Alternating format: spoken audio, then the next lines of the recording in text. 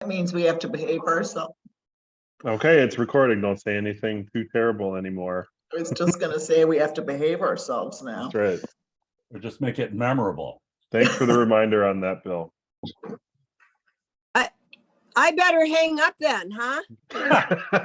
Hey, Becky. Hi. Dawson won't behave no matter what. I'll SCI try. has little flags all the way up to Duquette. It's so exciting. I love driving down 23. Oh, fiber flags. Yeah, little fiber flags. Oh my God. It's so exciting. Thank you, thank you, thank you. Well, good morning. Let's begin. Thank you, everyone, for joining and giving us your time for this meeting. And I'm going to go right to Jay Trustee for a little welcome from the coalition. Jay? Thanks, Bill. Good morning, everyone. I'm Jay Trustee. I'm the current chair of the Minnesota Rural Broadband Coalition. I'm the executive director of the Southwest Regional Development Commission located in Slayton, Minnesota. So if you're ever been in the southwest corner of the state, that's where we're at. Thank you all for coming and taking the time out of your busy schedules to sit in on this. And I think we'll give it right over to Adrianne, and she's going to kind of walk us through kind of the timeline planning process as we get started here. Thanks, Jay, and thanks, Bill, for asking me. My name is Adrianne Furniss, and I am the executive director of the Benton Institute for Broadband and Society, and we're based outside Chicago. And I'm so happy that Bill asked me to be here. And Bill, I think you've got my previews down there, but that's okay. No, I'll get that swapped out here. And so I will say that Bill took one look at my presentation and said, you've got about 30 minutes of material here and you have 10 minutes. So we're going to speed through a lot of this, partially because Bill said this is a group that is really very up to speed. And so we'll, as I said, go through this. You'll have the slides afterwards, and then there'll be opportunities for me to focus on particular slides around your topic today. Go ahead, Bill. And you can obviously speed past the next one because everybody knows what BEAD stands for. So everyone's focused on the money at this particular point, $42.5 billion. It's a grant program to the states for broadband infrastructure. It's $100 million at least to each state, and then it is a formula based on the number of unserved households that will then determine the ultimate amount of money that you will get. This goes to the governor or his designee, an office of broadband or some such entity. It's obviously states, DC, and territories. And I know that every state has already submitted their letter of intent in July. So Minnesota is slated to get their funds. Next slide, Bill. Those funds for that letter of intent unlocked $5 million in planning funds. And so to get that money, you had to promise to come up with a 5-year plan. And so there are a list of activities here that you're supposed to undertake, the more the better, obviously to justify the request for the big pot of money and to sort of put some flesh on the bone of your plan. The thing that's great about this particular group is what you're going to see is by being organized ahead of time, having a coalition, being involved with your state broadband office or that governor's designee, you're already ahead of the game. We're dealing with a lot of states that haven't actually even done that yet. And so we're sort of urging people to form coalitions at least the regional level or even at the county level and get involved. Next slide, Bill. Was that the next one? Oh, yes, indeed. Okay, here's the timeline. You'll already have passed July 18th. People should be receiving their $5 million. You do this 5-year plan, you put together an initial proposal, and you get 20% of your allocation. Then you will get the 80%. You'll be given 4 years to implement. There's a lot of concern, particularly among local communities, like, because they aren't really realizing that the money probably won't hit until 2023. And then we heard a piece of news last week that may even delay this until 2024, because the chief administrator of NTIA, Alan Davidson, actually said that he will not release the funds based on the first iteration of the FCC maps or the fabric.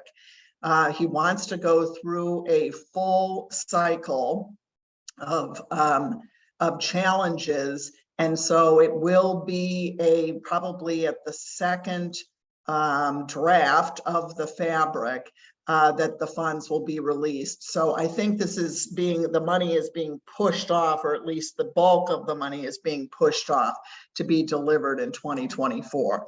The other thing that's at the chat of all of us who are in this business is that in 2024, two other things are going to happen. We're going to have supply chain problems with fiber, and we aren't going to have enough fiber technicians and electric line workers. So essentially workforce is going to be at a premium. So a lot of smart states are starting to think about that now, starting to invest in programs that will do that. Next slide, Bill. And whoever asked whether you're going to get the slides, the answer is yes. This money comes in a cascade. And so it's unserved first, then underserved. I don't think I need to explain to this group what either of those terms means. And then anchor institutions and what we call non-deployment activities, what we call adoption activities. And so I want to emphasize that when I get to the Digital Equity Act and BEAD, really need to work in coordination together. On the right-hand side of the screen, you'll see some of the primary, secondary, and other criteria. These projects prioritize fiber. And then, of course, there are other technologies, but I think fiber is definitely the preferred technology. And if you flip to the next slide, Bill, you'll see that this is specifically this quote from the NTIA NOFO on page 42 that talks about why fiber is the preferred technology, because, I'll just read this, it supports the deployment of 5G successor wireless technologies and other advanced services. Next slide, Bill. I'm going to try to drill down on some of these obligations because this is where we get into the community engagement piece. So here's a list. And if you go to the next slide, Bill, I'm going to concentrate on 4 of those. They want you to consider all provider types. There's 6 bullet points listed. Again, don't need to explain it to this group, but this is an effort to spur competition. Many of you know, particularly in rural areas, it's a monopoly, maybe a duopoly situation, but this is really about getting other entrants into the broadband business. Next, Grant. Next slide, sorry. Local coordination. So this is where you all come in. There has to be full geographic coverage and outreach to diverse stakeholders. I'll talk a little bit later about the definition of connected populations and what that means. But there's a whole list of demographic groups that the law asks you to involve in your planning and process and to think about how to reach these people. And of course, rural is one of those. They want to make sure that your doing a variety of awareness and engagement and outreach tactics, and that people are transparent about their methods and outcomes. And then, as I said, you really, they want you to focus on marginalized groups who currently are not getting broadband. Bill, next. We'll talk a little bit about these service obligations. So you ask for the money to build, you have to offer a low-cost service plan. If you receive a grant under IIJA funds, you have to accept ACP, that's the Affordable Connectivity Program. That's the $30 a month subsidy or rebate that goes to providers. It's $75 on tribal lands. There are specific performance characteristics that are associated with receiving this money. And the other thing that's interesting, and I think this is a result of the pandemic, is that they do want to address what we call a middle class affordability plan. And so I think that the other thing worth noting here is that the affordability and open access sort of get weighed, or, you know, in your parlance, probably get more points if you are offering an open access network, because again, it promotes competition. Bill, next. So the key takeaways from this, Benton always says that federal funds fused with state and local expertise and leadership, because you all are closer to the ground, is the best way to spend federal funds. Obviously fast, because they're asking for us to prioritize fiber; affordable, because they're asking for low and middle class plans, cost plans; and universal, meaning everywhere. So this is not a cherry picking. They're not saying you can cherry pick whatsoever. And then the cascade, as we talked about, going from unserved to underserved and others. Here they're saying, try to get as broad a group as possible to participate in planning. There is a phrase in the NOFO that says states are required to give the public 30 days to comment on the plan. I will tell you right now that, being in touch with many people in NTIA, if this is what I would call a kiss-off process, meaning the state releases the plan and really gives people 30 days and makes no changes, that is not going to work. You have to be very specific about how you've shared the plan, what feedback you've gotten, and what you've done to adjust your proposal with that feedback, or explain why you aren't going to accept that. Here's the slide about key definition of covered populations. Again, you'll get a chance to look at this. You'll notice the last bullet point is individuals who primarily reside in rural areas. But this, as you might imagine, is a list of people, whether they're in urban or rural areas, who have been unconnected. And so think through all of your adoption activities and who you're currently working with, and that's pretty much a reflection of this list. Go ahead, Bill, next slide. We're going to now cover the Digital Equity Act very quickly. The highlight here is it's split into two programs. We're only going to really worry about the $1.5 billion. Again, Minnesota has put their letter of intent in for the $60 million that gives you, again, planning funds to already do that. Go ahead, Bill.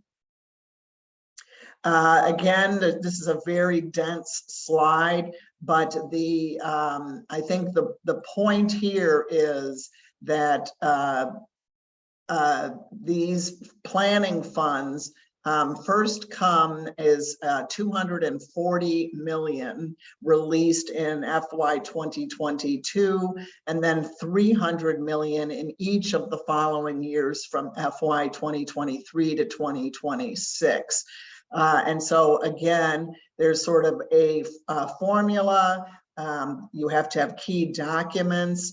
It has to be a state digital equity plan that ties into BEAD. So they do have to interface. Next slide, Bill, I'm watching myself. These two slides are really important. See here that you have to identify the barriers to digital equity faced by those covered populations, and then discuss how you are going to reach them. Again, the state plan has to describe how they're going to collaborate with key stakeholders, including this groups like this one. And there have to be measurable objectives. Now, one of the things that's interesting is that there is not a lot of money for evaluation.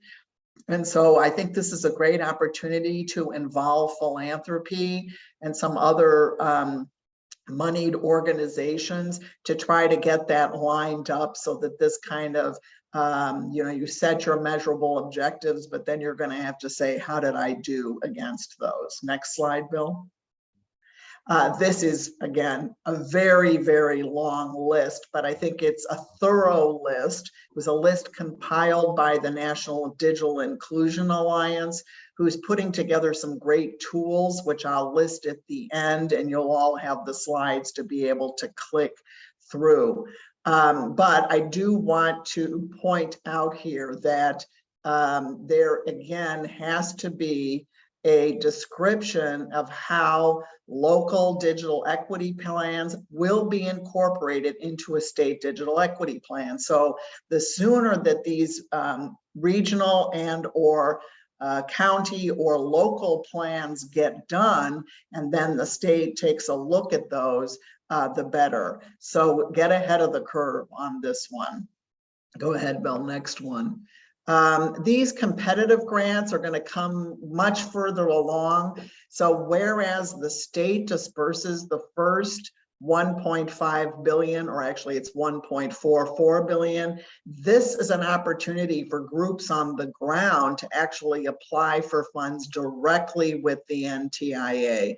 We don't have any sense of a timeline on this. That's why it says TBD, but we don't think that this is going to be done much before 2024. Next, Bill. Timeline again is here. LOIs have already been done. All 50 states were done. Lots of tribes submitted. That was really encouraging. We weren't sure that was going to happen, but I think NTIA was pleasantly surprised. And so again, you see here that there's a long tail to implementing the funds. And I will say there's been a lot of criticism about BTOP as we look back about how that was done. And I think the reaction has been to build in a big opportunity for people to plan and not just disperse funds willy-nilly. Last slide, I think, yes, or two last slides. Here's some information from Benton. These are really kind of basic explainers about all of the elements of the act. So not only about what I concentrated on, BEAD and DEA, but also an article about middle mile, about affordability, about workforce training and tribal connectivity, because there was money released in all these areas. I, of course, encourage everybody to subscribe to our newsletter. And then here are some digital inclusion resources. I did want to point out that I thought NDIA put a great article together yesterday, which I added to the deck, called Calling All Coalitions. This is your chance to contribute to state digital equity plans, and I think that's worth a read. Thanks, Bill. Thank you, Adrianne. That was great. Very comprehensive. There's a link in the slides, and I'll get that in the chat here as we go. Actually, Bill, that is a wrong link. So you're going to have to deliver the deck. I just deleted that. Okay. Yep. Sorry. That's all right. And we'll get that deck to you. So thank you for that overview of the process. And I think as at our last coalition meeting, you know, we talked about the future of the coalition and the priorities for the coalition. And we discussed kind of this opportunity to have a big impact on the state of Minnesota's broadband planning process going forward as a great role for the coalition.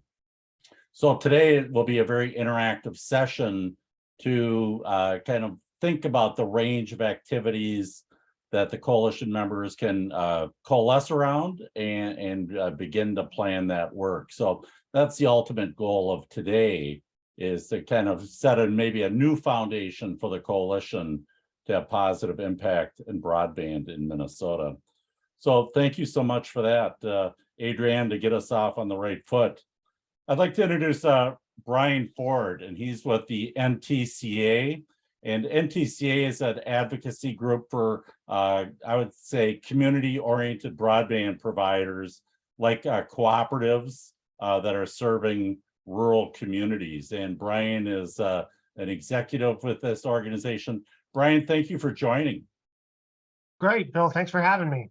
Yeah, and so we're going to ask each of the speakers to identify a few, one or more key points that they would like to address, what they recommend that our group think about as we get into this broadband planning process. So we're going to start at the big picture. Brian Ford from NTCA. Great, thanks, Bill. So just for background for folks, NTCA, we have 850 small rural providers. The average member has about 5,000 customers. These are the companies that started out as voice telephone companies back when AT&T was building the network and ignoring certain rural areas. That's when my members were created, and now they're broadband providers, Universal Service Fund high cost support recipients. So we have 850 members in 47 states, including Minnesota. So with respect to the BEAD program, there's a couple of things that we have focused on and that we encourage NTIA and the states to focus on. One is aim high on speeds. The build to standard is 100/20, but that's the minimum. Let's aim high and let's expect more. We've heard a lot that this is an historic amount of money and once in a generation amount of money, and those terms tend to be overused, particularly out here in DC. Everything's historic these days, but this really is a historic amount of money, and this is opportunity to get future-proof long-term networks out to everybody. The kind of networks that someone like me in an urban area just takes for granted.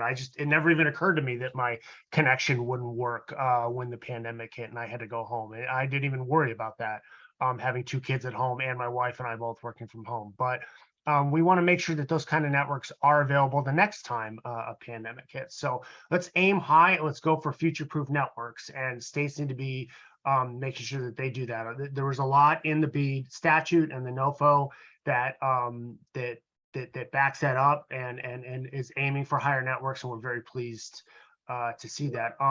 Let's also make sure that we vet providers up front. I mean, I think the FCC's RDOF proceeding should serve as a cautionary tale.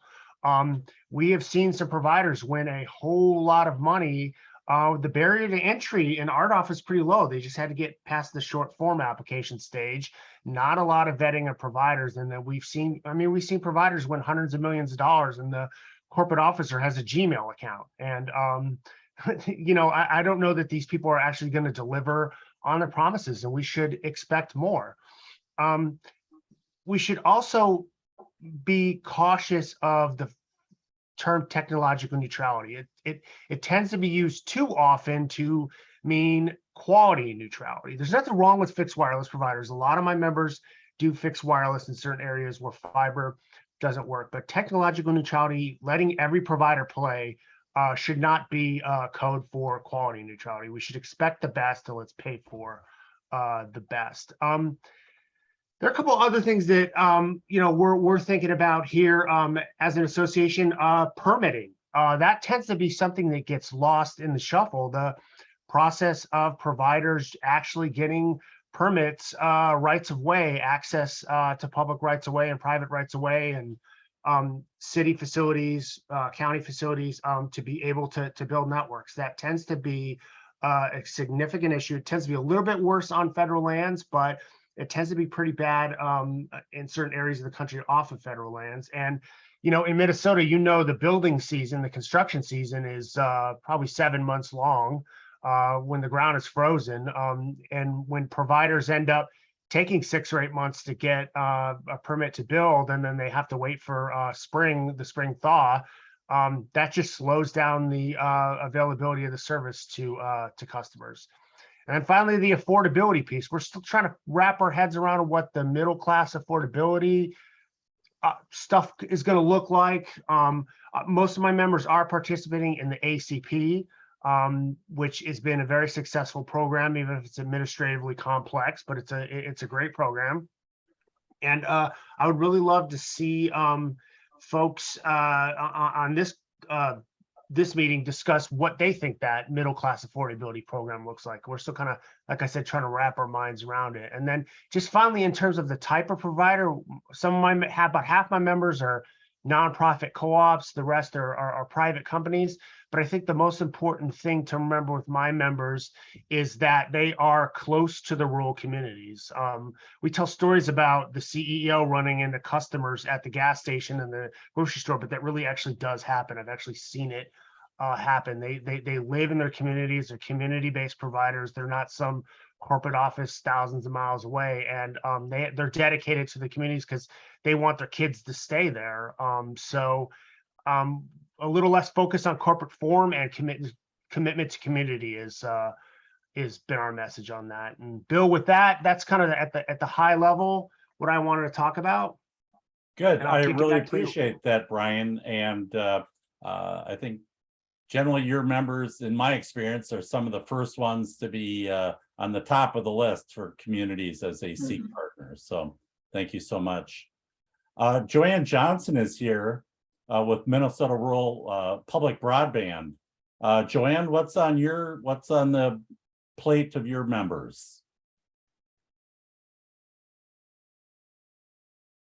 Hi, Bill. Hi, everybody.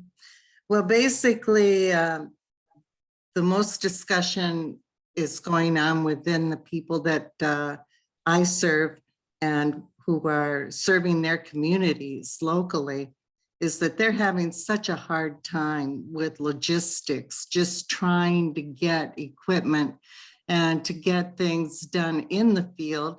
As you said, this is a very short build season in Minnesota, and they're looking at 12 to 24 month backlog on any orders of any kind. I've got one guy that's going out on eBay trying to find enough pads. It's a serious situation, and any help that could be devised at the state level would be incredibly helpful along the way. I don't know what that looks like. I know Dakota County has a stockpile of equipment and hardware that they have for many years been in the habit of building that up in warehouse space. And they're willing to share to some of our members amongst themselves, where if you're in a real bind, perhaps Dave can help you with that, but it's too small of a solution for too big of a problem right now. So that's going to delay a lot of actual builds. That's why this money is actually attractive to us, because of the fact that there is a longer timeline. With border to border here in Minnesota, you have a 2-year limit on your build. But that's not feasible anymore. And we also have lost the Blandon Foundation backing on broadband efforts. So there's a lot of community groups. Perhaps the need could be quantified regionally to get some financial support into the local planning effort, I think would be exceedingly helpful. Other than that, basically, I'm just here to listen to the other guys. I read Doug Dawson's piece that talked specifically about Minnesota just the other day. And so I'm anxious to hear what he's got to say. Thanks, Joanne. And we'll go right to Doug then. So just so you're need is met, Joanne. Thank you. Wow, that was quite an introduction. So I want to follow up on something that both Adrian and Brian said. I was lucky enough to be on a very interesting conversation that was sponsored on behalf of a very large Eastern co-op, and their senator got them an open slot to talk to the top guys, the top 4 or 5 guys in NTIA. And so the co-op had their list of 6 or 7 things they already didn't like about BEAD. And what the NTIA told them was really interesting. They said, we had to write the federal rules this way because it's in the plans, but we believe that the states have the authority to push back against a lot of these requirements, and that we will certainly be open to any one of these not actually being implemented in a given plan. And so, because we all look at the list and we go, you know, the letters of credit and the high wages and the really expensive you know, environmental surveys that aren't done for other projects. So, you know, there's a dozen things that add to the cost of these projects. They say they are truly hoping that states push back on them. And I'm not sure that states, you know, I'm sure they're telling states that too, but it's a brave thing for a state to come and put a plan in that doesn't fit the federal rules, because it's going to slow your plan down. And I think that the message to all of you is, you know, I believe we have to do a little bit of what Brian said. I think that your very first approach to coming up with solutions is to talk to the folks who are going to be doing this, which are the ISPs. It's the folks Brian's talking about. Get their wish list, things like the permitting and whatever else is on their wish list. And that's the stuff you have to pound into the state broadband office and absolutely insist that they get those into their state plan. And I think the only way you're going to do that, these coalitions are great. They need to hear it from 30 different people. I mean, this coalition needs to gel down to a list of, we want the following 6 things. These are the 6 that really matter. And it's different in every state. And so, you know, so let's not worry about the national trend here. And then if they hear that from every one of those local reach out groups, if they hear it from the ILECs and they hear it from, you know, everyone on this call, they're going to have to give those some very serious considerations. Because of the way the NTI wrote the rules, is they are forced to give those serious considerations. And so there's just, I mean, I've written 6 or 7 blogs of things I hate about BEAD. The fact is, I believe they're all negotiable. A few are not, but I think that states can get some real leeway, because a couple of the things in there, I mean, the high cost one just scares the heck out of all my clients, because there's a whole lot of areas in Minnesota that I've already looked at that are going to need more than a 75% grant to be feasible. And boy, those rules could turn around and get rid of anyone who's trying to use them. I mean, that's a trap, I believe. So, you know, I think that, you know, this coalition, you know, I don't have a specific list because I have my 15 items I hate and they're all in my blogs, but you know, but the answer is, what do your ISPs want to see in here? I would start reaching out to them now and make them part of this coalition, or at least have each one of your communities go talk to their ISP and say, you know, you've looked at the BEAD rules. What don't you like? Let's make that list, because they're going to hear it from the ISPs in the state plans. But they, you know, the fact is, the ISPs are always going to ask for things in their best interest. They need to hear it from all you guys who are not ISPs. You know, I've been an ISP and so, you know, regulators only listen to you so far. They really need to hear from the public this time. So that's really my big recommendation. I believe that there's a lot of chance for a major impact that when this rules first came out, I didn't think would be there. I first read these rules as being really inflexible. I believe they're actually very flexible if your state has enough backbone to stand up for things. And that's the biggest challenge, is to get your state broadband office to have a backbone. Because they're going to want to take the easy path, because that gets the, I'm in a state where they go, we're going to get our plan through first. Well, the only way to do that is to do nothing controversial, right? That's not what I don't mind if I'm in a state where we're the last one to get our plan through, as long as it's what we need. So, so Doug, that was the reason I put the article in about the capital project funds that went to Minnesota, because those are really truly more flexible as the law is written than the IIJA funds. And you really can use these funds, and if you made a middle mile application, those funds will come in first. Any tribal area funds are being released first, so you can actually use a variety of funds before you have to tap into IIJA, giving you plenty of time to do exactly what you're telling people to do, which is push the edge of the envelope, do what's best for your regions and state. Yeah. Yeah. I mean, that's it. And I just want to say Minnesota, I'm working with a half a dozen counties there right now who are trying to solve all of their broadband problems before the BEAD. That's even a better solution.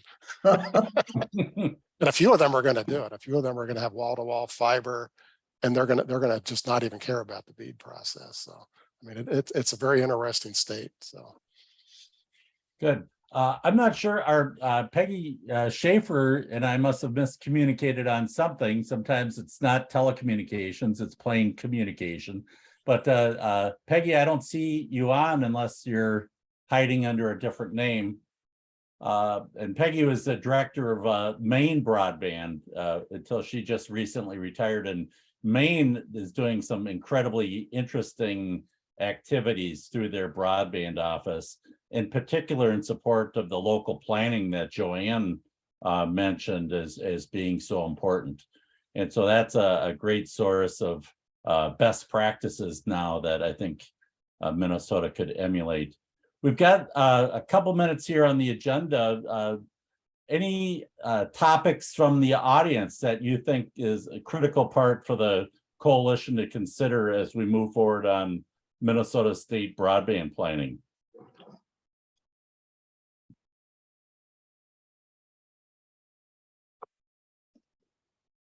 Hey, Bill, could I jump in here? Yes, please. So I know that there were a couple of folks on this call that were on the call yesterday where we met. And by the way, I'm Nathan Zacharias. I'm the technology policy analyst for the Association of Minnesota Counties and was the primary lobbyist for the Broadband Coalition for about 4 years.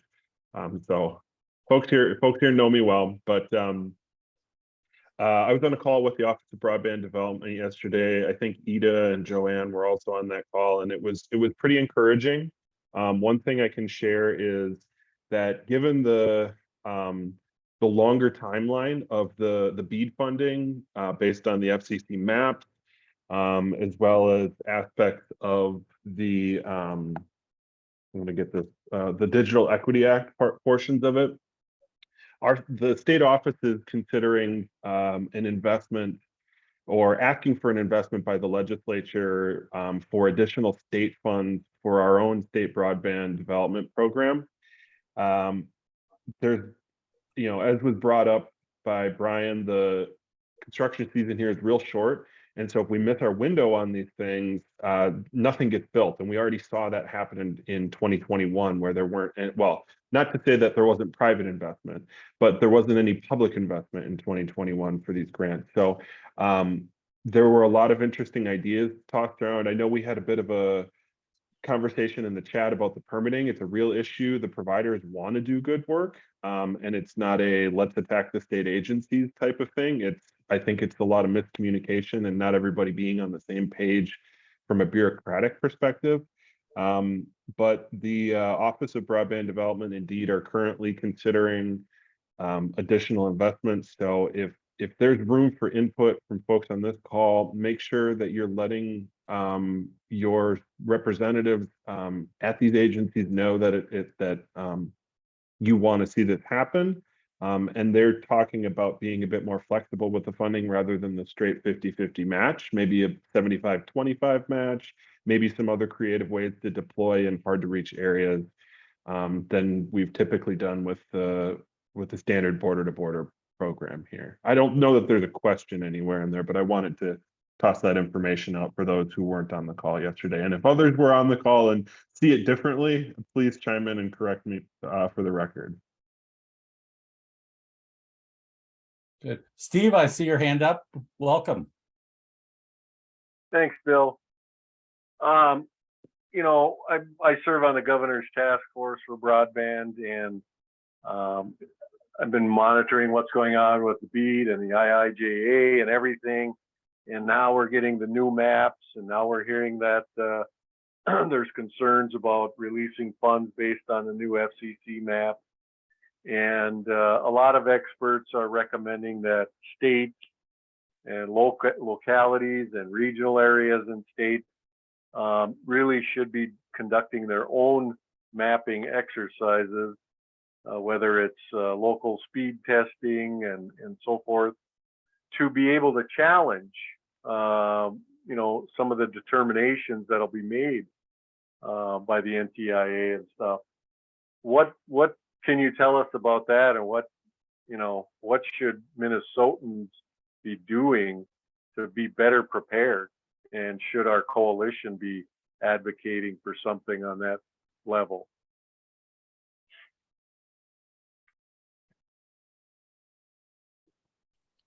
I'm going to jump in. This is Doug. I have to tell you the truth. I don't see the challenges, including speed challenges. Unfortunately, I don't see that in those rules. I believe that where the speed challenges will come in is the same place they've always come in, is convincing DEED to give you the BEAD grant. You know, I don't believe that the FCC challenges or the NTIA challenges they're going to allow you to first challenge the fabric, and then they're going to allow us to challenge the coverage areas. But I don't think they're going to let us challenge the speeds. But I believe we want DEED to be able to challenge the speeds. That's one of those things that DEED has to stand up for and go, we need to, because they already have a pretty good state broadband map here, and they need to say, when we disagree with the new FCC map, we need to be able to use our map. And so I think that's where the speeds come in, is DEED needs to make sure that their broadband plan allows them to challenge the speeds grant by grant by grant. Because that's, you know, I don't believe there's going to be the big federal challenge on speeds. So I could be wrong on that, but I just don't read it anywhere. But I think that as long as DEED is in favor of it, it could work great. So Good, thanks for that. And I guess I wasn't specifically focusing on speed tests for challenging speed, but to be able to identify those unserved and underserved areas that have been historically misreported by some of our local providers. And that's the exact reason for the speed test, is to be able to do exactly that. So what you want to be able to do is come in and go, I'm filing this grant and I fully believe this area that your map has wrong is not served. Here's my proof. As long as DEED can accept that kind of challenge, we should be okay. So Doug, I just put in the chat that Benton is actually doing a mapping webinar next week with somebody from the FCC on it. So it's a great opportunity to ask some questions. But this is, we did this in partnership with the National Broadband Mapping Coalition. So there are a group of public interest folks who are very concerned about this process on what the FCC is going to accept or not. And I think some interesting data that's going to be shared. So I just sent the registration to people if you'd like to join us. Good, thanks. Barbara? Thank you. I just want to add that as a part of our being a blend-in broadband community, we just did a new survey, which includes GIS mapping and speed tests, which is totally remarkable. If we can get statewide speed testing going, I had them set it up in a way that you can just flip from Leesore County to another county. The data in there is unbelievable for local planning. So I'm hoping we get statewide speed testing again, and then people can make that available for great local data. And I will add that we're one of those 25-8 supposedly, and our speed tests show that we are 8 and 3, and sometimes far less than that. And it really gives you great local data. Thank you, Blandon, for making the funds available for us to develop that. Good. One last comment from me, Bill. I put the link in the chat, and we've broadcast this out. As soon as we got it last week, we scheduled an email blast to our entire Minnesota counties listserv about the NACO, the National Association of Counties. They're doing a webinar on the FCC mapping as well as the challenge process from a county perspective. So for counties that are interested and county governments that want to do a challenge to these FCC maps, Whether or not the counties have the resources or their own maps, but if they do, there's an opportunity to get some help from the NACO organization. And again, it's that link is in the chat for folks that are interested. If you want to get that out to your list as well, if you think that's appropriate. Good, thanks, Nathan. We're going to go into 5 small groups now, and we've got facilitators, and the rooms are numbered. We're just going to assign people randomly to those groups for a short discussion. And each group will have a topic, and I'd encourage you to try and stay on that topic until you've kind of worn it out, and then feel free to meander wherever you want in terms of other discussion. But we have Nancy Hoffman, who's going to be leader of group 1, and that's topic is around minimum standards and future proofing your investment. Barb is going to be in group 2, and that topic there is getting the broadband provider you want as a partner and how to make sure that happens.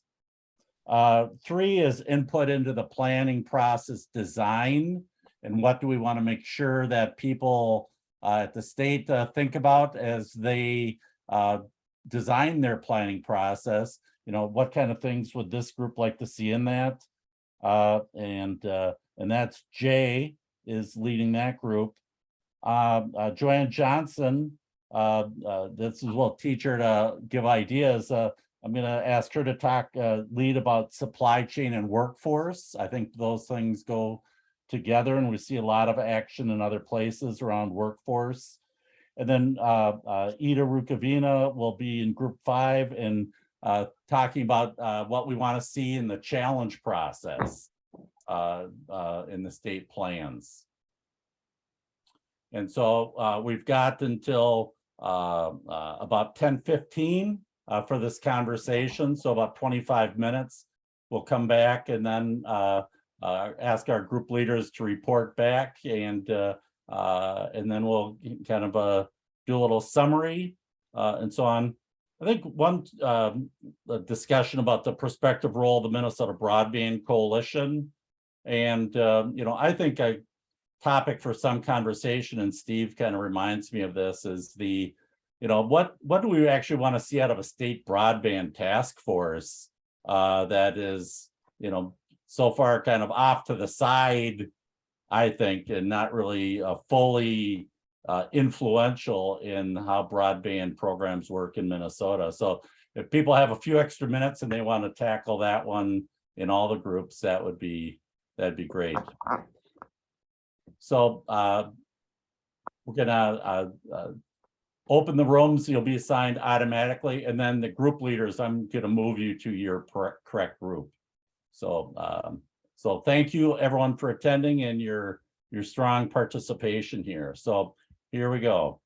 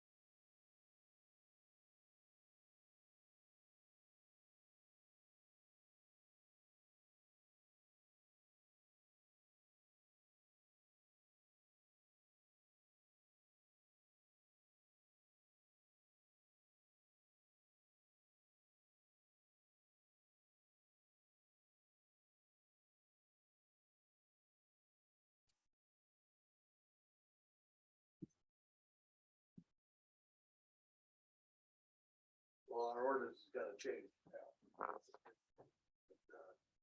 Joe knows that. Okay, we're gonna do this. Bill, Yep, nobody showed up in my room. no, I know. Okay, I see the Okay. breakout rooms at the bottom now. Okay, Yes. everyone can just pick the room they want. And Nancy, if you pick room 1 and Barb 2, Jay 3, Joanne 4, and Ida 5, which is actually 7 based on some crazy thing. I'm sorry, I don't see that. I don't see them either. So press the breakout room button at the bottom and then you can Oh. join one of the rooms. Got it. Thank you. Thank you. And if you don't see the breakout room, just call out your name and I'll assign you to one. Bill, do you Bill? need me to jump in one? Yeah, I was just gonna ask, would you like me to jump in on one or are you? You know, that our guest speakers, that'd be your choice, whether you want to do that. Nathan, you're feel free to jump in. That'd be great. Okay, thanks.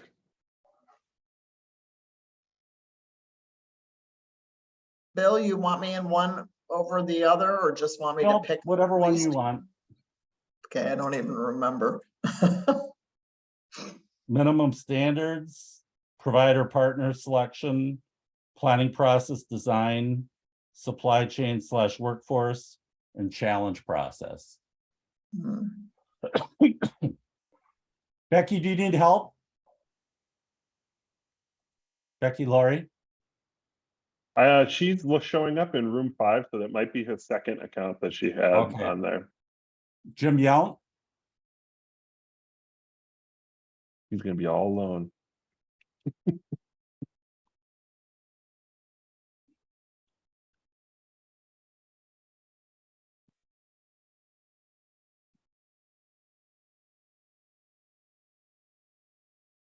Off they go. We're working on getting that fiber contract closed. Yeah, they got some funding for Slayton, so they're Oh, pretty yeah. excited about it. Yep. Yeah, I've been working with the city, getting the contract signed here, so that's gonna happen soon. Yeah.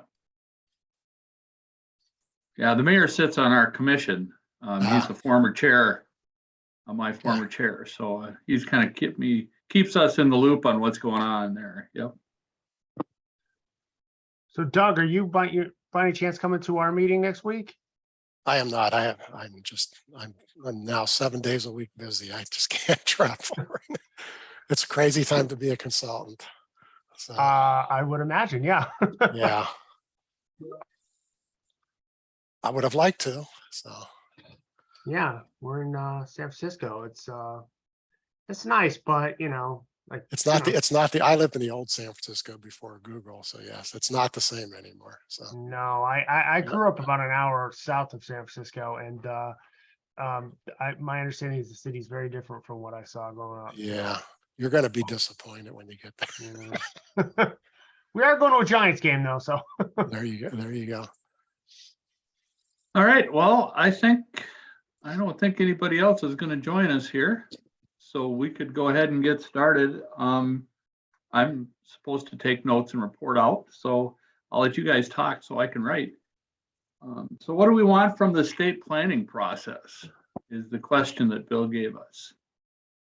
Well, first off, can you define the state planning progress different than who is that exactly? I would imagine it's the Office of Broadband at the Department of Employment and Economic Development, who, as far as I know, Nathan, you can correct me if I'm wrong, we are still lacking a director. Yeah, I think they're gonna announce soon. I don't know who it is, and I don't know if they've made a final decision on it, but I think they're damn near close and they want to get that announced. So the director of the Office of Broadband, for those of you from not Minnesota, left before the session was over, or right at the end of session. So that's what, the end of May, Nathan? So yeah.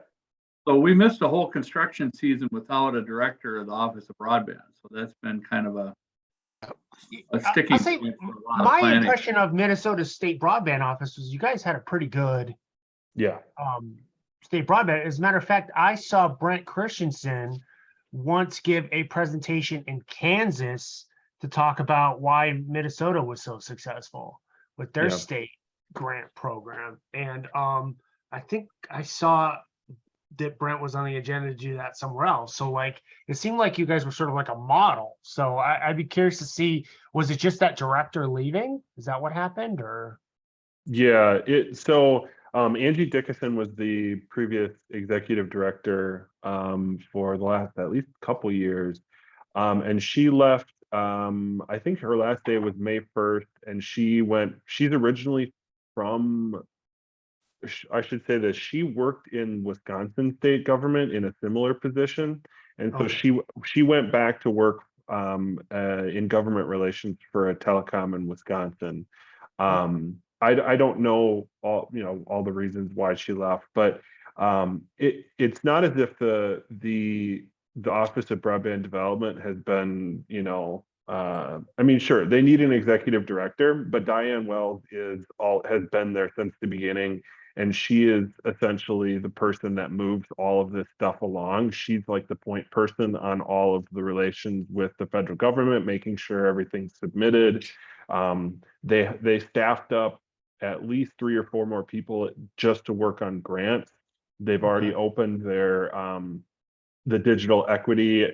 That's not exactly what it's titled, but they've got a person, maybe 2, that are now on to work on equity and access issues. So basically everybody but the executive director is staffed up. So they haven't missed a beat from what I can tell, though maybe they haven't, I just don't know about it. But they've been working a lot this summer, and they've been engaged on everything. They haven't missed any deadlines, and grants are going to be rolling out as normal.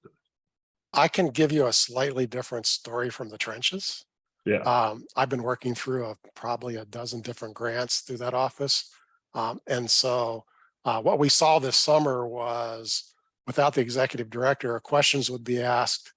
And since there was nobody to arbitrate that, we would get a different answer depending on which staff member was answering it. Yeah. I mean, it got a little chaotic, which was not good. I'm sure that will get fixed. So this year was a bit chaotic. And of course it always gets resolved, but it's like, that's not the answer so-and-so gave me, and send them all back to go to a room and figure it out, right? But so there was a bit of turmoil there. But yeah, not to be too flip here, but is this your first time dealing with a state agency? Oh no, I'm kidding. I'm kidding. I mean, I think we've come to expect a really high standard. They had OBD. such a high standard. Yeah, better than anywhere else any other state in the state government. So it's kind of sad to see them come down to pedestrian when they were awesome. Yeah, I think they'll do well. They're still very effective. So yeah. Yes. I think they'll do well with a new executive director. Maybe to get to the question, which is what do we want to see from this planning process? From the Association of Minnesota Counties perspective, we want county governments to be involved, and we want them to be consulted. We already know that they're deploying their own tax dollars, as well as money that's been allocated to them through the American Rescue Plan. Counties historically have been some of the biggest partners with ISPs on the last 7 years or so of state grants. So making sure that counties are at the table and have adequate time to provide input. County governments are tremendously understaffed and underpaid, and so their bandwidth for extra participation in events in this thing, they need to have a heads up. They need to be there needs to be a long enough window for the bureaucracy of a county government to work and get people communicating with this process. But we definitely want to be at the table for this. So Nathan, you talked about mapping earlier. I mean, do counties have the ability to do any of that stuff? Do you have the resources, the experts, I mean, you can always hire it out, but that's expensive, right? You got to find people. So The short answer is I don't know. Doug may have a little bit more info on this, but I know that there have been some counties that have done some limited mapping based on the project that they wanted to fund on their own. And whether that was consulting with, I don't know the details on that, but I know that there have at least been some cities that did mapping or surveys of some kind. I don't know. Doug, do you have anything else to add on this? Like you would always expect, the expertise of counties, if on a scale of 1 to 10, there's ones and there's 10s. I mean, it's just very, very different county by county. So almost everybody in Minnesota has GIS, but the quality of the GIS differs greatly. And so there are some counties who would have the capability of doing this. I mean, the first challenge is the fabric. Where are our people located? Because I'm hearing, I was talking to the state broadband folks in Michigan, and they were already looking at the fabric going, they counted every single farmhouse building, you know, hen house. They counted every single building on the farm as a passing. And so, you know, that kind of stuff can be fixed by the county because they do have that kind of records. But whether we don't know the detail that the FCC is going to require for that challenge. Once we know that, a lot of these counties could fix that. Some of them, a lot of them will reach out to experts, and unfortunately, there's not enough experts to help them this year. A lot of them are going to hope to find somebody, and those somebodies aren't out there. So Doug, I'd be interested, were they considering those every, you know, thing on a farmhouse or whatever, were they calling them broadband serviceable locations? Yes, Because yes. it's Yeah. funny because I've heard the opposite from. Oh no, well, from and another part of the world is probably going to be just the opposite. That's exactly right. It seems to not be consistent. Yes. You hear a lot about missing locations, and I'm really trying to nail down what people mean. And it seems like in the more urban areas, like they're counting like a condo is one BSL with every individual unit considered a unit, and like a Comcast will think of every unit as a BSL. So that's their missing locations. We have members that have, like, you know, the broadband to the cow facility on the same parcel, and it's a separate business, and that's not counted as a BSL. But you're saying in Michigan it's been different. That's interesting. Well, no, and you know, and we, you know, everyone's going to have to dig into their detail to see what's there. When you talk about missing places, we were helping a lot of ISPs do mapping, and they were going, I can't find, you know, they're supposed to draw polygons around their customers. They go, my customers aren't there. Yeah. Like, where do I put the polygon? Like, those 5 customers on this corner of my service territory aren't even in the map. So, you know, so that's the kind of stuff that counties can help to fix, maybe. That's the kind of coverage stuff that also comes in on the individual challenges, the FCC. You know, remember, the FCC has an individual challenge they're going to have to activate one of these days. And there you can say broadband provider A is or is not at my house, and that's going to sort of fine tune these maps. But I don't think they're going to wait for that to play out, because that's going to take years. So. One other thing too, that I gleaned from the call yesterday with the Office of Broadband, is they are now taking into consideration seasonal homes in their count on served and unserved and underserved.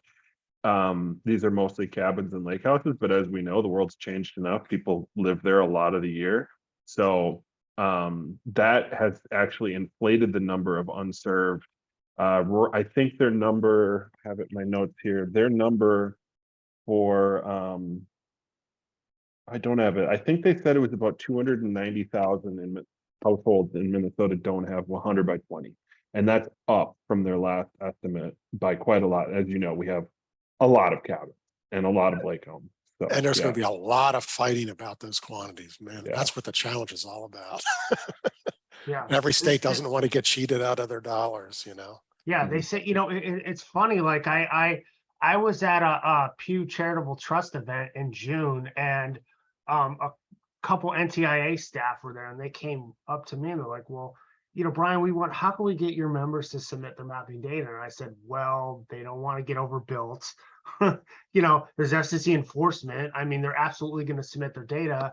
And the NTIA staff were saying, well, we want to get this money out the door. And I said, guys, you guys need to slow down a little bit, because a lot of the states are going to see the first iteration of these maps and go, whoa, no, I think I should be getting 900 million, not 650 or 800 million, Right. whatever. Let's slow down. Let's get this right, and get that money to the neediest areas. So I'm hoping that's true. That I know some states have told me they're going to be in there submitting a lot of mapping data, but there's some states that are way ahead of the FCC. You I can know, jump in Nathan, for a second. oh, go ahead, Jeff. Yeah, sorry. I'm Jeff Latcher from the Communication Workers of America. One of the things that Adrianne brought up in her presentation was about the crunch on technicians probably in 2024, and it's one of the concerns that we have in CWA is, yeah, there aren't enough trained technicians. In fact, we've already had problems the past 2 years with some of the providers in Minnesota bringing in electrical contractors from out of state or other construction contractors to do fiber splicing, which is not going to work. And in fact, it hasn't. There's been a whole lot of situations where the employees of Brian's members have to go back out and fix the problems. And the fact is, we have really well-trained, really experienced folks at a lot of the co-ops in Minnesota who are not getting this work because a lot of that's going to the bigger companies that are then bringing in out-of-state contractors. So one of our concerns is that the planning is not taking into account how are we going to make sure we have trained folks at the companies in Minnesota now. There are, again, to complement some of Brian's members, there are a number of co-ops that are thinking about this well in advance and are doing something about it. Yeah. I could probably name them, but there's very many more companies that are not thinking about this, or at least not, maybe they're thinking about it, but they don't have a plan yet. And I don't think the state or the broadband office or anyone else is coming up with a plan for what to do about that. No, I'm here in North Carolina, and we have taken a big leap. They've opened up formal training programs at about a half a dozen junior colleges. And here the junior colleges are really technical schools. And so now that's, even if they turn out, 80 people a semester, that's not enough to solve the problem, but it's a start. So, and then, the ISPs have really stepped up here and are training folks. One of my friends has an ISP and he's already trained a half a dozen people. The problem is they can't keep them. They train them up and then somebody snatches them and offers them a $10,000 raise and they're gone. It's a really tough market out there, man. Oh man. Man, that sounds I hear like that county Christy government Westbrook hiring. from Consolidated in Brainerd talks about that. Getting it up to folks. Yeah. That was one of the ones I was going to mention, by the way. Yeah. Consolidated Actually, Christy, is I saw awesome. Christy at that Pew event. But yeah, she talked about that there, and she talks about that. I mean, Christy's all over the place talking about this stuff. So, yeah. I just want to bring up one thing. Nathan talked a little bit about it, the permitting thing. Those of us in the economic development world are very familiar with the fact that MnDOT, DNR, DEED, and the various other state agencies' permitting processes don't always, the folks that you deal with don't always talk to each other when it comes to cross-pollinating some of these permit things. I guess I'm not surprised at all that this permitting process, especially if it involves a state highway and a railroad. Oh my God, yeah. That's an 18 months. That's 18 months. Well, I got to tell you, I work in all 50 states, and MDOT is not one of the better state agencies for this. I mean, they don't make it easy. So, and one of the other wrinkles to it, I didn't want to drone on too much about it, and maybe this needs to be a recommendation as far as like the process goes for our breakout room, and what we want to see is more efficient permitting. I know we're going to ask them for it, and the bureaucrats will just kind of chuckle and continue doing what they've always done. But the interesting wrinkle is that from what the providers were saying in the meeting yesterday, that they are being asked by the DNR and MnDOT and the railroads, hey, is there public funding in this project? And if so, it gets moved to the top of the pile. Well, the counterweight to that is that all the private investment that they're doing gets moved to the bottom. So anything that they want to just do with their own money is automatically getting bumped to the bottom. And so they're like, well, should we just leave it and have them all tackled at the same time?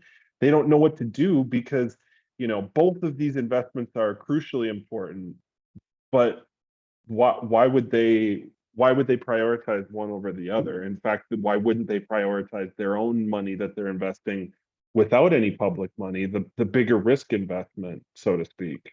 I don't have an answer, but it's an interesting wrinkle. Well, unfortunately, I mean, the answer to fix that is these grants should have given MDOT a few more employees to do permitting for 3 years. They also said that too. That's how it's always a shortage of people at the agencies. And so when we know all this is coming, that was how you fix it. But I'm not seeing that anywhere nationwide. That is a good thing to put on our wish list. And the I mean, feds have the same issue too. Well, the state broadband folks could give money to MDOT. That's in their purview if they wanted to do that, believe it or not. They have a pile of money that's very flexible, but boy, the politics aren't going to allow that, are they? You're laughing. Fact is, there's a lot of money here if people really wanted to address this. Have you ever seen a state agency give another state agency money? Never.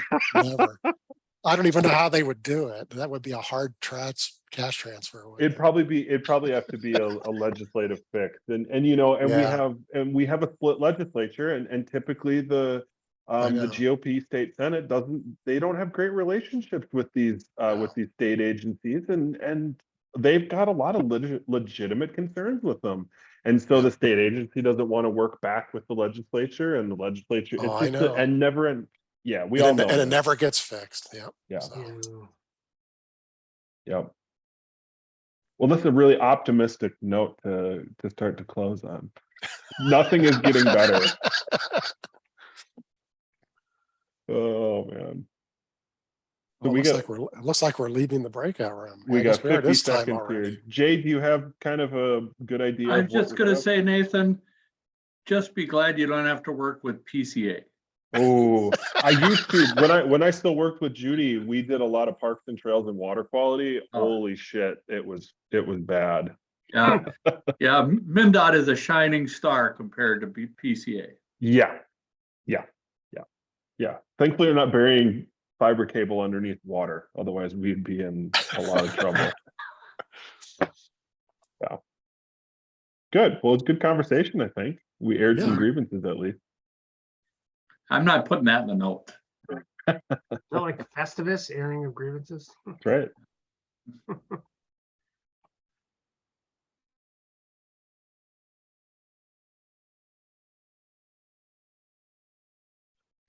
Welcome back, everyone. And let's go to Nancy Hoffman. I know she's got another meeting that she's going to attend here in a little bit, but Nancy, what did your group have to say about the minimum standards? Well, I think we're all in agreement on, fiber being probably the best and being fast, but it's really about reliability and affordability. And sometimes there might be other options. In fact, we talked a little bit about satellite and SpaceX towards the end of our conversation, and that some places that is probably the best technology they're going to get depending on their geography, and other barriers that might be in the way. And it's working out pretty good, it sounds like, for some people. We did talk about, a lot of the government subsidies and things now are requiring higher speeds. So that probably is what's going to happen. No DSL, please. And that as far as fiber, many of the providers are going to direct and away from PON. So that seems to be more of a futuristic fiber.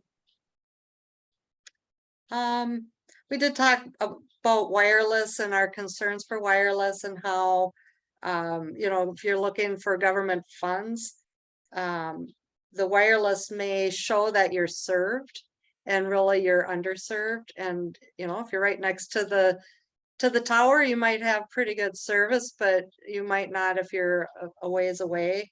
And it still can be expensive. I think I hit everything that we have in our notes. Any, Okay. Yeah. Good, and thanks for sending those to me, and that'd be great. Barb, let's hear from you about the getting the provider partner you want. Well, we had a terrific discussion, and goodbye to everybody because we didn't make a chance to say goodbye to the group. Getting the provider you want, we got into talking about electric co-ops and bringing in new providers and some of the challenges with that. But really, we started to focus more on the challenges to providers, period, in rural areas. The 50% match is one of them. And then the challenge to the regulations, because the regulations are part of the problem for some providers. And we talked a bit, about the statewide task force, which was one of the things you mentioned. And I'll make my pitch again for a broadband czar that really looks across for Minnesota, that reports to the governor and really looks across the state and federal issues and helps us to get some coordination. We also talked about we'll be missing Ann Tracy and the information she provides to us all on a regular basis, and how we're going to move ahead without Blandon being involved and what's new with that. We've got a lot of issues circulating, and the provider part of it and challenging things. And Steve from our group is on the task force, had some great comments about that we really need to look at challenging the regulations so that more providers are interested and willing in some of the more tougher rural areas. Good, thanks for that. Yep. Jay, let's talk about the plan process design. Thanks, Bill. I think that, the first thing we kind of talked about was how it would work through the Office of Broadband. They've been a little chaotic this summer without a director, but some of that should get resolved with the director, so we get some actual direction going forward. Nathan asked, that the counties be involved in the planning process early and often. I think that's a good call, because most of the counties are going to be probably partnering with the local ISPs. This intergovernmental cooperation piece is going to have to be something that's handled in the state plan, and how that process goes forward. That's also going to involve more efficient permitting processes from the state. Especially where you've got multiple jurisdictions, if you're doing, if there's any kind of historic things, then you got to go through SHPO. And then if you're in the right of way, you got to go through MnDOT. And if you're in swampland, you got to go through the DNR. And none of those permitting processes are basically cross-pollinated. So there's going to have to be some coordination, and hopefully that'll be part of the planning process at the state level. We also talked then about having the state provide some funding for training for technicians. Jeff talked about that basically there's not enough technicians to actually do the work. And if you're going to plan ahead for funding that's going to be in 2024 and you don't have enough technicians to do the work, you're going to have to provide some funding for the community college or some kind of training program, maybe through the unions, to try and bring some of these techs up to speed on the new technology, and to get enough bodies, because there's simply not enough bodies right now to do the work. I think everybody's kind of familiar with that. And it's not simply the tech, but at this point, that's what we're talking about. We're also talking then some consistency in the state plan about how locations are counted. There's a lot of talk about different states have different ways of counting, and they're not always that accurate. Missing places, coverage challenges. Do you count every building on a farm, even if it doesn't need broadband? And how do you know which ones on the farm need broadband? If you've got remote access for your hog facility, they need broadband access, but do all your sheds and your machine sheds need broadband access? And how do you count which ones of those are important and which ones of them aren't? Definitely something that's got to be in the planning process. And whether or not the counties at the local level have the capacity to do some of the mapping In my experience, and I think with most of the rest, all of the counties have some GIS capacity. A lot of them, it's only one person. So really expecting that one person to be able to have the capacity to absorb some of the local mapping is probably going to be unrealistic. And so maybe that should be in the state plan and some assistance in helping some of the local, especially the smaller counties, do some of the local mapping work so that we can get accurate and consistent counts. Jay, do you see the role? What's the role do you see of the RDCs in all this? We heard about counties, but then we hear about small counties. So, what we've been doing largely is trying to put people together, Bill. Up in Region 5, Cheryl, I won't speak for Cheryl, but I know ITC up there works with that region a lot on doing some of the work to get them into townships.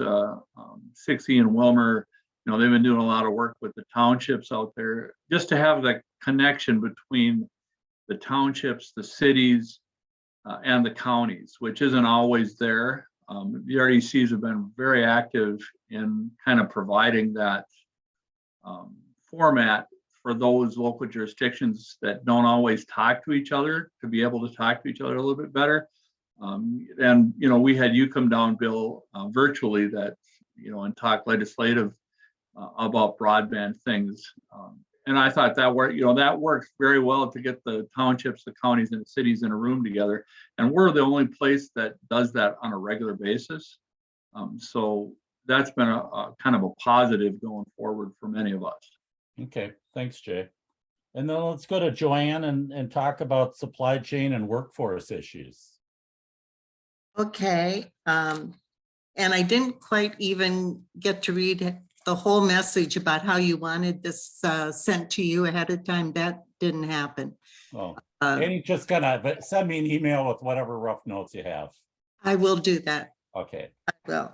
Okay, our topic was problems with the supply chain and the workforce availability.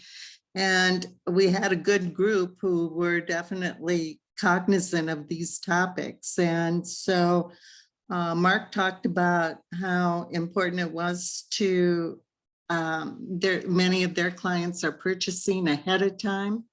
The state of Minnesota is not involved in stockpiling things for those types of projects, although other states are at this point. In fact, OBD is not seeing a lot of delay in any of the projects that they've funded so far. We will see if some of those delays hit later this year.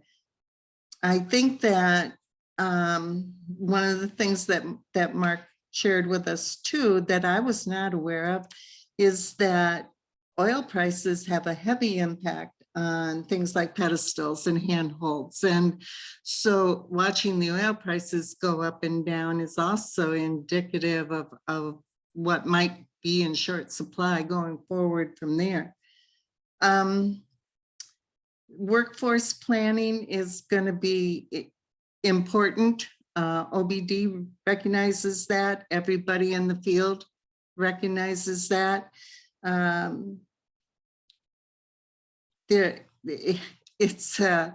We talked about apprentice programs. We had one way back in the olden days, and that perhaps it would be good in a local area, particularly in rural Minnesota, to take a look at kicking those up again. Working with Finley, for example, works with a lot of tech colleges, and they're hiring like crazy, and the only people that are in good supply are the GIS people. However, there are a lot of jobs, particularly with some of the smaller ISPs, that can be trained right out of high school. So there's a way, we think, to pay a little more attention to this situation, and that DEED is the proper place to take a look at it, because not only are they the home for OBD, but workforce issues also live in DEED. So we're hoping that we can continue the conversation there. There's a pipeline for opportunities to raise the awareness, and we're hoping that that happens. Jennifer said that actually at OBD, they have not heard a lot of this talk, nothing like the sky is falling, but I think after the new awards come out shortly, I think then they're going to maybe hear a little bit more about the supply chain issues. Spacing everything out, all this ahead of time planning. If you can get an engineering firm or a consultant of some professional standing to help you look at what it would take to do a project, you've got that then in hand. If you do make a grant application for one of the big projects that you have in mind, anything you can do ahead of time will put you in better stead going forward. And that's about it. We didn't have time to talk about the task force itself, but I will put in a personal plug that it might be time to move from just a task force looking at the issue to an actual advisory board. And Bill, you've worked in Illinois. Illinois has an advisory board, not a task force. So that's something maybe we can discuss at some point. Mm-hmm. That'd be great. And certainly Adrianne knows a lot about that as well, being a Mhm. Illinois resident. So, yeah. And then Illinois natives. Ohio has an excellent workforce plan around 5G workforce skills, which of course involve a range of activities, but they've really out there promoting that statewide. And then Ida, let's talk about the challenge process. Hi, so we had a good group of people from all across the state. We had Greta, Pam, Ryan, and Becky, Lori, and myself. So we were well represented. We talked about the challenge process, that there should be some requirements that if a provider challenges another provider who's put in an application for a project, that there should be requirements of what happens next. Because right now it can be that a provider challenges them, says they're going to actually put that, they might be the one that's, has the, I guess, first line, first dibs or whatever, but then nothing happens. They challenge the project gets put on hold and doesn't get approved. And then that company, that provider that challenged doesn't do anything, doesn't build out. So we thought that there should be some responsibility put on those providers that do the challenge, that they have to, keep moving forward. We also talked about in the challenge process that we could actually challenge the speeds and have an educational piece around that, so that we can, both citizens or local units of government or providers can challenge those who's considered served and underserved, and that the data is accurate, and that everyone's educated about that challenge process. We also talked about, just anecdotally, about fixed wireless and just having different options around the state, depending on what works best for that area. And then in regards to the broadband task force, we talked about the need for continuing so that we could market broadband needs, that we can talk about broadband needs across the state, and that we really serve as an educational, and fill that education gap, that we're a resource to communities, counties, and legislators, that we're educating them and giving a voice to rural areas so they know what's currently happening. And that we also possibly look at reevaluating the current structure with the border to border or other programs, so that we can, as a task force, continue to give advice about different, ways of distribution or different ways of providing these services across the state. That's it. Good. Thank you so much. Thank you. So as we hear this and we think about the role of the coalition and attending to our own business and getting organized so we can get the other things we want, what are people's thoughts about the what they've heard today and about the role of the coalition in ensuring a strong community voice in the BEAD broadband planning and general operations of the financing. Jay, I'm going to put you on the spot because you're the chair of the coalition. Actually, Bill, from listening to what everybody was saying and kind of listening to the presenters this morning, I think maybe the biggest role that the coalition could have is to try and pull all these people together. We've got the governor's broadband task force. They're not really, Steve sits on the coalition and sits on the task force, but the task force really doesn't have a connection to the coalition. There's the Office of Broadband. I think it was Barbara talked about having a czar for broadband at the state level. There's a lot of different players in this field, and we're not very well coordinated. So maybe, we look to Blandon for a lot of that work in the past, and that's not going to be there going forward. So maybe that's one of the key things that the coalition can work on is how, maybe we shouldn't be 3 or 4 separate entities. Maybe there should be an advisory like was mentioned, and that includes members of the coalition. It includes members of the governor's task force. It includes people from the state office where we can actually work across those boundaries and make some recommendations altogether rather than having to get 8 different people to make recommendations. We'll have everybody together in a room and make one recommendation that actually has some weight. Good, thank you. Barbara, I know you're always ready with a thought. That's a positive thing. What's your take on this discussion today? I agree with everything Jay just said. I think that, but the other issue of it is, of course, is going to be how to fund the current organization and bringing those people together. So funding is a piece of it. I think that the initiative funds and the regional development organizations can come in a different way. They've just kind of relied on Blandon to do this.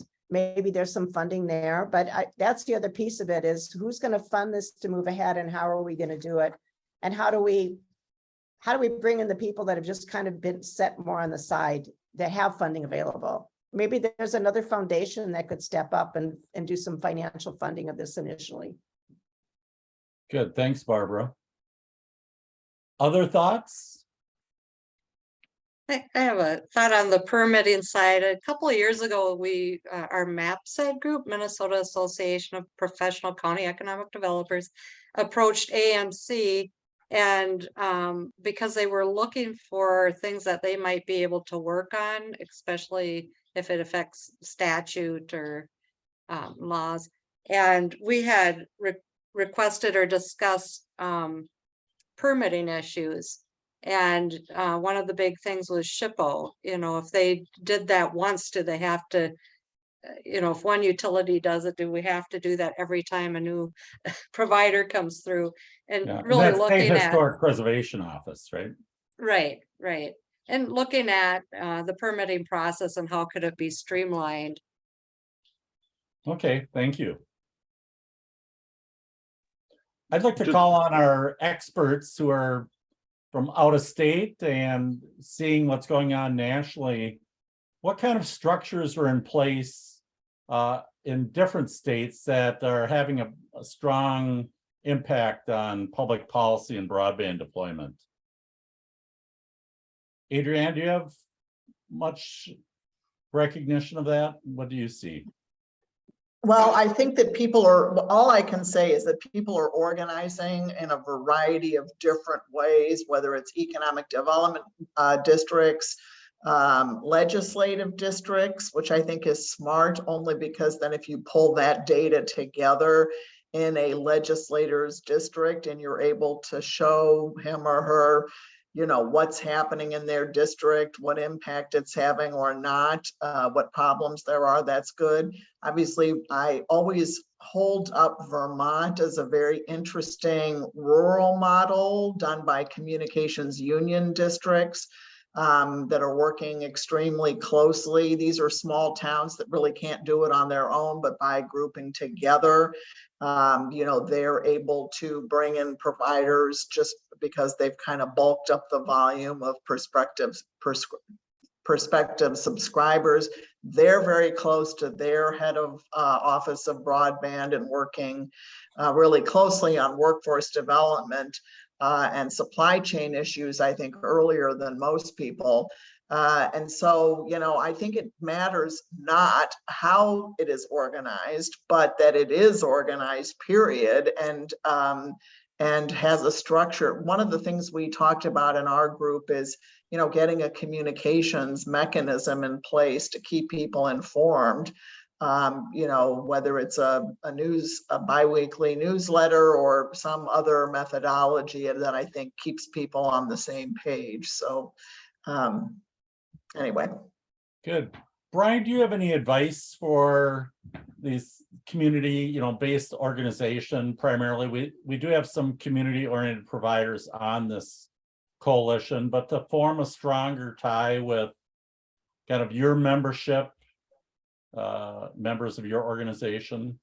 Yeah, I'll say there are a lot of BEAD resources on our website, the NTCA website, including a state playbook, best practices for what certain states have done in terms of setting up their broadband offices and helping states that have not done that. But I'd say, reach out to the local providers. And if you have there may be an electric co-op that's not an NTCA member that is interested in building some of this funding, but they may be in a neighboring area to my members. My members would love to partner with them, be the one that builds and operates the network.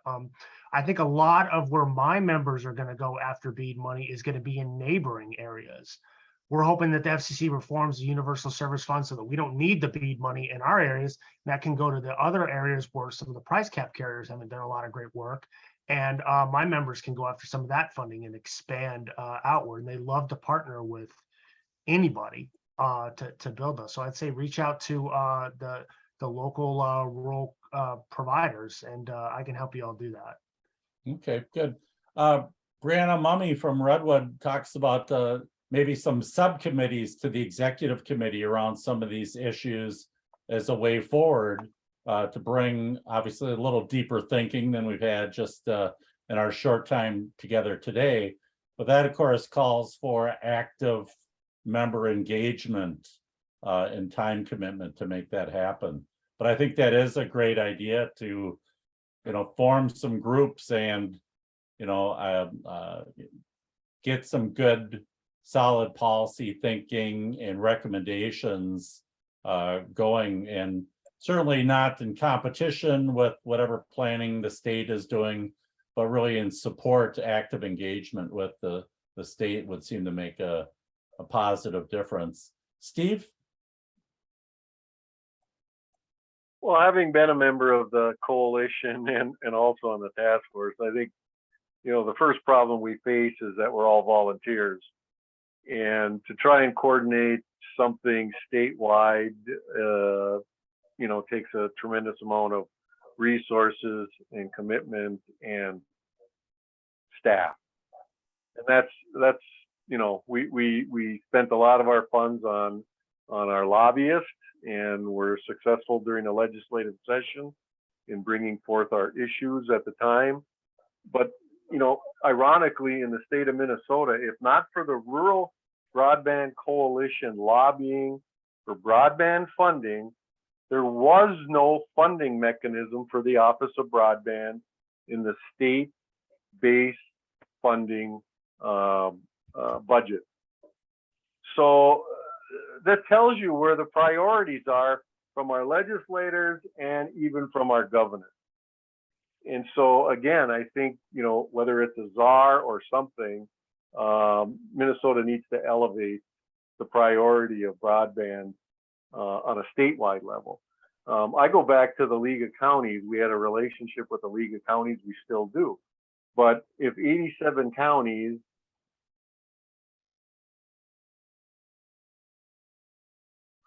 Steve's got a broadband issue.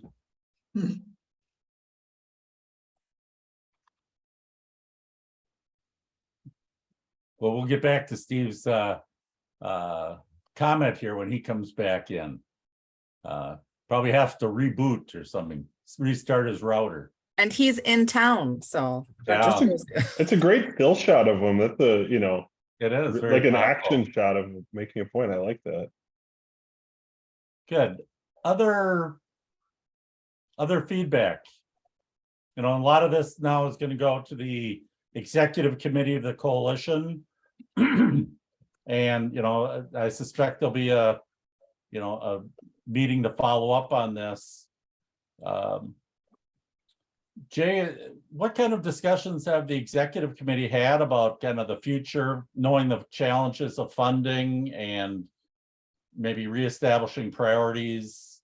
What have you guys had any conversations about that, and where do you see it going, or other RDC directors? And you know, kind of the last discussion we had at the coalition was to see if we couldn't find some funding from either some corporate sponsorship or the MIFs to at least pay for the admin piece with AMC, so we could keep the coalition kind of in the loop on stuff as we went forward, looking at how to do a strategic plan.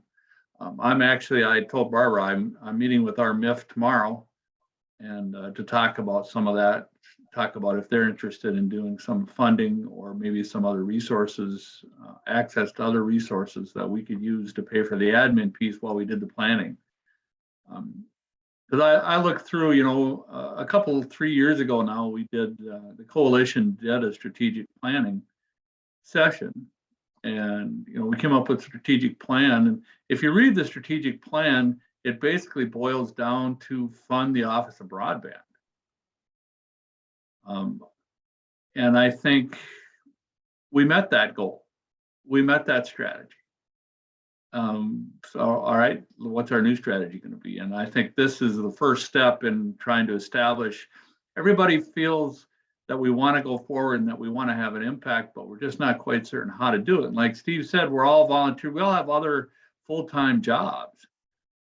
So it's hard for us to take the time to really commit to doing some of this legwork that needs to be done. So it's going to be an interesting thing as we go forward, but hopefully we can, I'll talk to the other executive committee members, and we can, I'll see how some of those corporate reach outs have gone, and I'll find out tomorrow what the MIFs have to say. And I know that Barbara said she talked to Tim Penny down in the Southeast. So there's a lot of players out there, so we just need to keep talking and try and figure this out.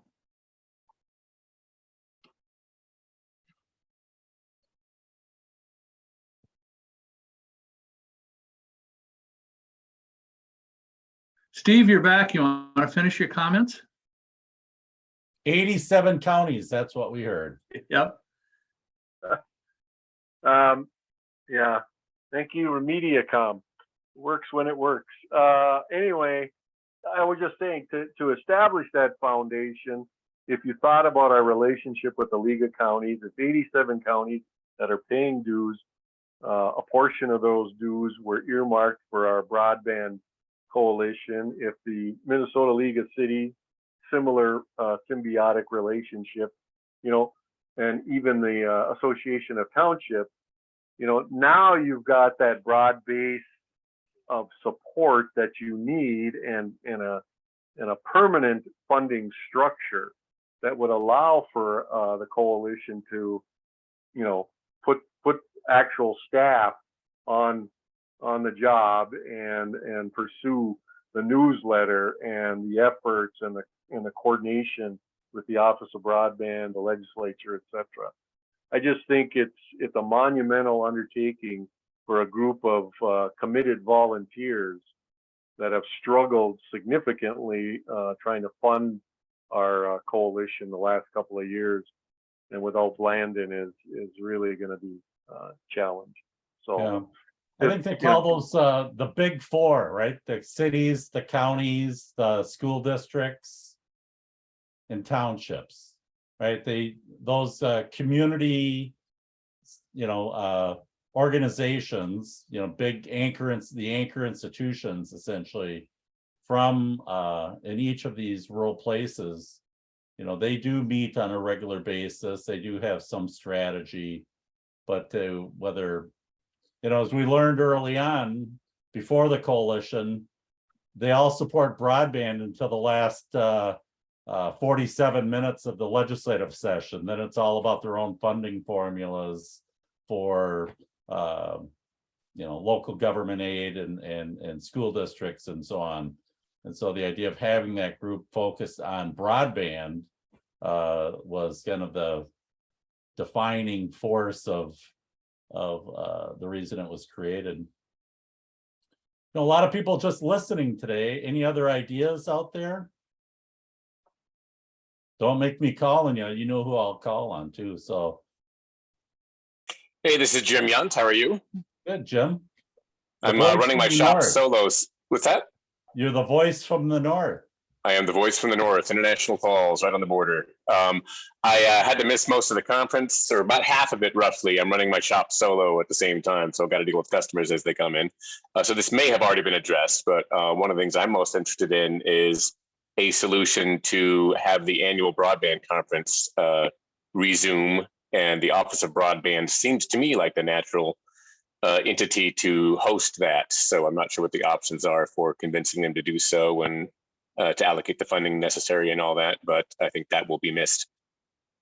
You know, Bill, let me interject here. That 5 million that's coming to the state broadband office, there are funds for planning, and I would get in there and put a budget together to do some of the activities that Steve was talking about, and you know, get to some of the planning funds. I mean, this is a long-standing group that could really add a lot to the dialogue, and I think it's worthwhile putting together an application and saying, we need a full-time staff person. We want to hold the conference. We want to, you know, hire Ann Treacy to continue to write the newsletter. I mean, whatever you're going to do, those funds are going to be available for planning and engagement.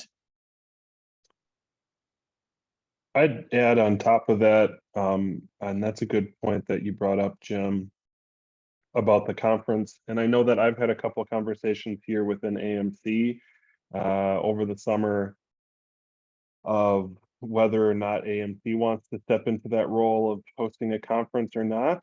I don't have a definitive answer, but it would likely be county themed or focused, but I think the topics could be wide ranging, as most broadband conferences are, as our conversation here today demonstrates well.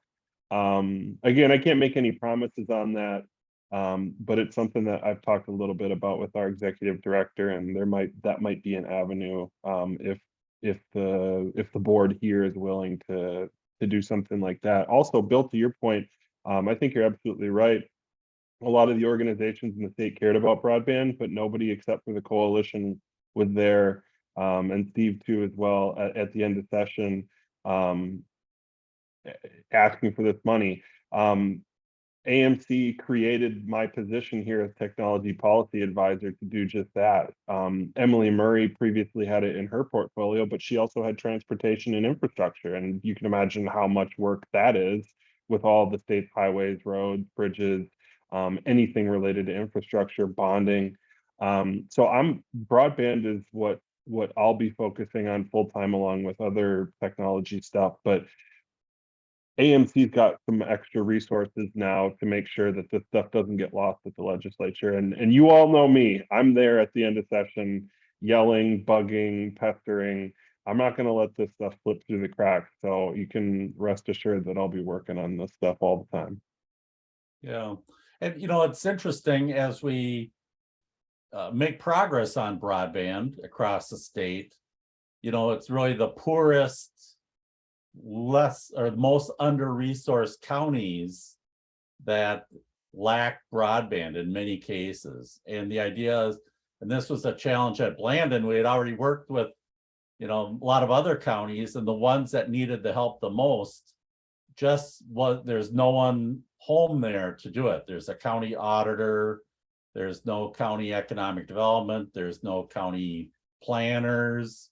And so who's going to do this work that we know that I look at the successful people on this call who have really made progress on broadband. There is staff, there is leadership ready to take that lead. And the places, again, that are the most desperate are the most under-resourced. And, how do you fix that, or how do you address that? And I'm sure you see that in your own region, Jay, and some of the other regions, northwestern Minnesota. They really are going to need the help to make things happen. Hey, Bill, can I jump in? Yeah, welcome. Hey, I did want to just note a few things. Some of the things that you've been talking about, especially where it comes to that planning, are included in our planning application to NTIA. So I think you guys are exactly on the right page. The Office of Broadband doesn't do a great job of tooting our own horn and kind of updating everyone where we're at. I'm not sure why that is. It's just kind of the culture there, but we are hoping that we'll have an executive director here soon in the coming weeks. The governor's office is working on that. And that's maybe part of the reason too, we aren't talking about it, because we haven't had, you want to have that executive director be able to put their stamp on things and get it out there. We don't want to do that until that person's in place. But one of the things that we're working on relative to working with counties and cities is the mapping. I plan to attend the GIS LMIS conference. It's going to be in Bemidji in October to talk about the FCC fabric. And there's two parts to the mapping that's coming out that's going to determine the allocation of that BEAD funding. And the first part is the fabric and those locations, and folks talked about it, that the BLS is the broadband, service locations, the BSLs, I guess, the broadband serviceable locations versus just every structure that's on your property. And so we're hoping to engage with some counties, especially those that are unserved, have high percentage of unserved locations, about trying to tighten up and really review that FCC fabric map. So that's going to be a goal that we'll want to engage with the counties. We also hope to have some funding available to help through the planning dollars to help some of those counties do that GIS work along with the state. And as far as a conference, I'm all about having a conference in place of the planted one. And I hope that we're able to do that too. And it'll likely be in partnership. But again, the state has its rules on hosting big events and doing things. So we have to work through those. And then of course, our planning funds are not here yet. It's fine if it takes several weeks. We don't want to get the funds and not have staff all in place. So we're working through it. We're excited for this opportunity. There is funding for engagement. We plan to do a lot of engagement. And so I think it's all good. But it's great to hear some of the things. I took some notes, some we didn't have, but most of them we do recognize. And so we appreciate your partnership and this opportunity for me to listen in and hear all the good ideas and good work. Good. Thanks, Jen. Mike, you have your hand up? Yeah, I was just going to say, I think if there ever was like a broadband conference again through the state or in partnership, anybody who's kind of in the economic development field, the state does kind of every couple of years a brownfields conference, and that kind of is focused on economic development and redevelopment specifically, but it's really valuable. I think something along those lines would be beneficial in the broadband world. But I was just going to say, for the coalition, knowing the financial restrictions on the organization, knowing the time restrictions, I think maybe the most service it can be is to be kind of that entity that pulls together all of these various groups and organizations and entities that are working on this, right? I think without the coalition, is anybody really pulling together the counties, the Association of Counties, the League of Minnesota Cities, the townships, the provider organizations, et cetera, et cetera. I think that is maybe something, even if it's just on a quarterly or biannual basis to host some kind of meeting so everyone gets in the same room virtually or in person to kind of share perspectives and discuss what's new, because I don't know if there's another organization really set up to really do that. Like the coalition might be able to walk those various lines and pull people together. So, and easy for me to say, but maybe it wouldn't be as much of an ask as putting out in terms of time for volunteers as putting out a newsletter or doing some of these more time intensive tasks. Thanks, Mike. That's great. Barbara? I just want to support Adriana's idea that the DEED office fund the broadband coalition with this new funding, because you need the voice outside of the state. And this is the voice of rural Minnesota. And I think that's a brilliant idea to ask them for the money to fund this. And I think there's really two, so question of what's planning and what's advocacy. And so one of the issues, if the state is funding the advocacy and you start to advocate for things that the governor or the commissioner of DEED doesn't really like, then also now, well, there goes your funding kind of thing. And so the idea of, I understand that, but it's good to, and that's one of the issues, of course, with many of the initiative foundations and Blandon can't really give money for lobbying kind of activities. So finding that what's lobbying and what's planning, what's communication and advocacy, I've never been able to really figure that out. But to have that grassroots organization that can stand on its own and bring its full force of power together, I think is really important moving forward. I think there's definitely a role for the coalition. I hope it's continues to be there and be strong and bring that community perspective to the broadband funding strategy of the state. Jay, any closing words? We're right up to it. All right, well, thanks, everybody. I think this has been a really good meeting, and we got a lot of information, and I learned a lot. I got a couple of pages of notes here, and as we move forward, these are all things to keep in mind as we go through this strategic planning process and figure out how we can best bring broadband out to the rural areas. So thank you, everybody, for participating. Thank you, Bill, for putting this together, and Nathan for hosting. And are there any questions before we wrap it up? Joining us, that's great. Yeah. So couldn't have done that perspective from outside. We Minnesotans sometimes are, we got our blinders on. I think we're still talking about the Minnesota model, and we should recognize the Minnesota model is Model T in some ways. So let's bring it up to speed and move forward. So thanks, everyone.